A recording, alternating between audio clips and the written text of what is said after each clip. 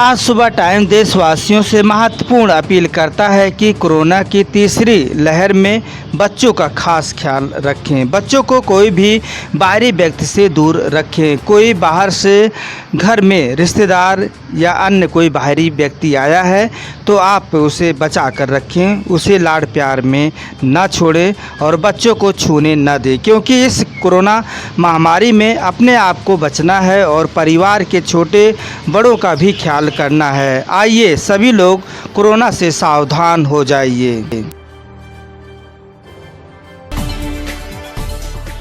Good morning दोस्तों, मैं लालचंद सोनी। आज सुबह टाइम्स में आप सभी का स्वागत है। मैं आपको याद दिलाना चाहता हूं कि 5 जून आने वाला है, यानी विश्व पर्यावरण दिवस बड़े विश्व में यह दिवस मनाई जाती है और इस दिन जो है पेड़ पौधे अत्यधिक मात्रा में लगाए जाते हैं। आप भी आइए, पेड़ पौधे ज़रूर से ज़रूर लगाइए। आओ चलें, सुबह सुबह पेड़ पौधों के बारे में सोचें और दुनिया को शुद्ध हवा हरियाली के साथ मानव की रक्षक बने और शुद्ध हवाओं से हम सब स्वच्छ और स्वास्थ्य के प्रति ध्यान रखें। पर्यावरण संरक्षण की पहल की बात की जाए तो आने वाले समय में पहले कचरा को सही तरीके से निस्तारण करें, जैसे कि सूखे, गीले या अलग अलग कचरे को डालें और पर्यावरण को स्वच्छ सुंदर बनाएं।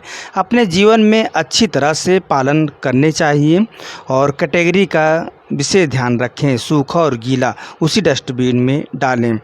और आपको बता दूं, विश्व पर्यावरण दिवस आने वाला है, सभी लोग इसका पालन करें और ज़रूर से ज़रूर 5 जून को आप जो है स्वच्छ सुंदरता के लिए, हवाओं की, पेड़ पौधों के लिए आप जो है विश्व पर्यावरण दिवस मनाएं और पेड़ पौधे अत्यधिक मात्रा में लगाएं। आओ चलें, रिटायर्ड फौजी राजेश गुप्ता जी से एक रिपोर्ट आप देखिए। आप सब लोगों को मालूम ही है कि हमारे इस देश में हम लोग पर्यावरण के प्रति कितने जागरूक हैं और कहीं कहीं पर तो हम लोगों ने जागरूकता ऐसे दिखा दी है कि लगता है कि हम लोग बिल्कुल पर्यावरण के प्रति समर्पित हैं। देखिए कि पहले जो है हम लोग कूड़ा फेंकते थे तो प्लास्टिक में भरकर सारा कूड़ा जाए, उसमें कैसा भी हो, गीला, सूखा, नीला, पीला, कचरा कुछ भी हो, उसको फेंक देते थे। मगर अब हमें जानकारी आ गई है, हम लोग जानकार हो गए हैं पर्यावरण के बारे में, तो हम लोगों को भी पता है कि गीला कचरा कौन से कलर वाले डस्टबिन में डालना है, सूखा किस में डालना है, अगर इलेक्ट्रॉनिक्स का आइटम है या कोई और चीज़ें तो किस में डालनी है, अगर मेडिकल वेस्ट है तो किस में डालना है। तो ये सब चीज़ें इसलिए ज़रूरी हैं कि हमको कूड़े का, कचरे का सेग्रीगेशन छांटना बीनना नहीं पड़ता है और उसका वास्तविक सदुपयोग हो जाता है। आपने देखा होगा कि जो हरा रंग का जो डस्टबिन होता है, जो हरा रंग का डस्टबिन होता है, उसमें जो है गीला कचरा फेंका जाता है, जैसे कि चिक्कल है और किचन का वेस्ट है, उसको उसमें डाल देते हैं। उसका बहुत ही सदुपयोग है। और आपने देखा होगा कि एक नीला होता है, नीला में हम लोग ऐसे डालते हैं, बोतल है प्लास्टिक की या और कोई इस तरह की रैपर वगैरह हैं, तो वो हम लोग उसमें डालते हैं, नीले वाले में। एक होता है, आपने देखा होगा पीला, पीला जो है ज़्यादातर जो है हॉस्पिटलों में यूज़ होता है और इसमें जो है मेडिकल वेस्ट के मटेरियल डाले जाते हैं।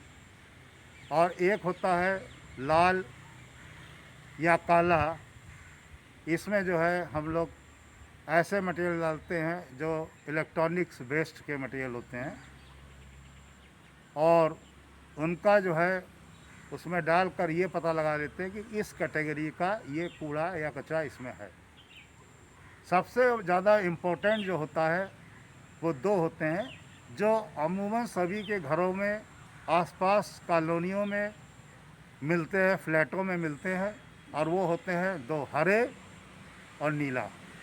तो हरे और नीले डस्टबिन तो एक जनरल होम हाउस में, फ्लैट्स में ज़रूर लगे होने चाहिए और इतनी कैपेसिटी के होने चाहिए कि उसी कैटेगरी का कचरा उसी में चला जाए, उसी कोड का, कलर कोड का।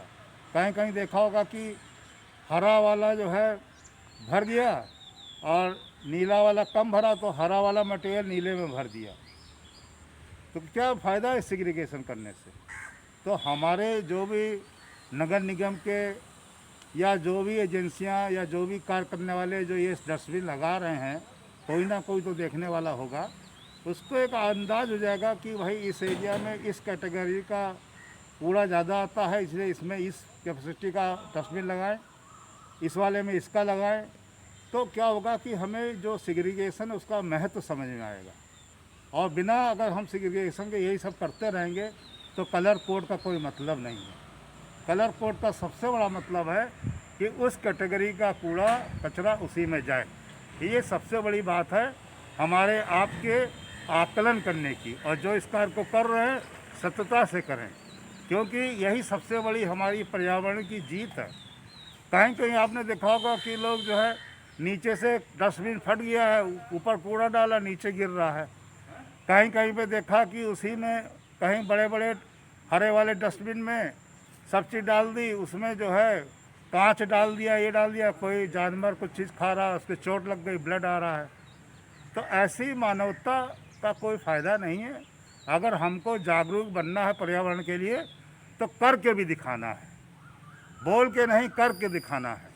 अभी 5 जून 2021 को वर्ल्ड पर्यावरण दिवस, वर्ल्ड इन्वायरमेंट डे आ रहा है, उसको हम हार्दिक बधाई आप लोग को दे रहे हैं कि खूब पौधे लगाइए, खूब जो है क्यारिया में अच्छी अच्छी फूल वाले पेड़ लगाइए, फसल उसमें लगाइए, क्या नाम है, खाने वाले फल लगाइए पेड़, दवाई वाले आयुर्वेदिक लगाइए पेड़, बहुत चीज़ें लगाइए। मतलब पर्यावरण को ऐसा बनाइए कि ऑक्सीजन देने वाले भी पेड़ लगाएं, फल लगाएं, देने वाले लगाएं, हर तरह का चीज़ बैलेंसिंग करके लगाइए। मगर हाथ जोड़ के प्रार्थना है यही कि हमको पर्यावरण के साथ इको फ्रेंडली बनने की कोशिश करनी चाहिए। अब की बार जो थीम रखी है पर्यावरण की, उसका नाम है इको सिस्टम रिस्टोरेशन।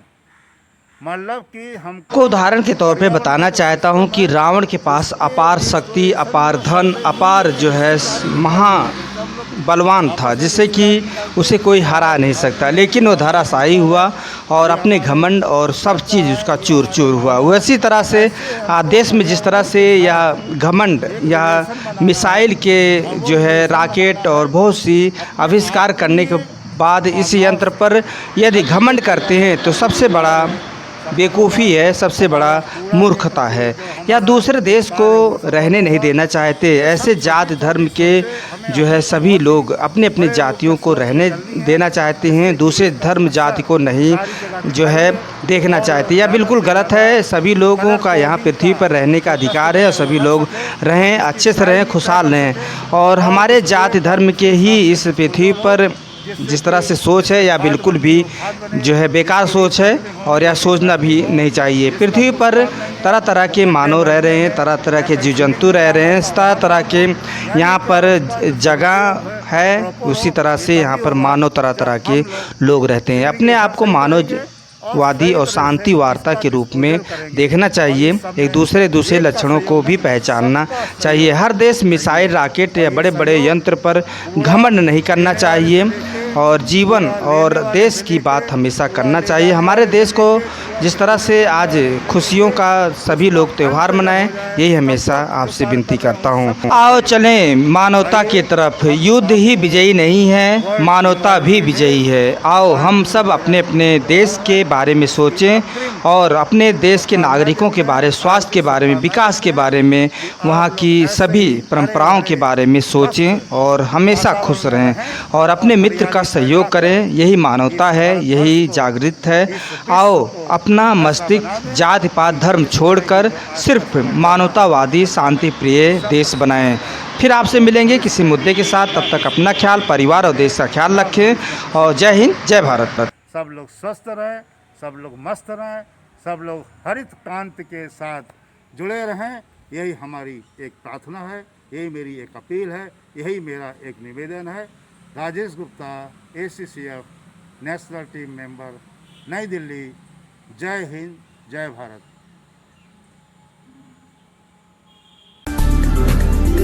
नमस्कार दोस्तों, मेरे चैनल को सब्सक्राइब, लाइक करें और आइकॉन को जरूर दबाएं ताकि आने वाले वीडियो को आपको नोटिफिकेशन मिल जाए।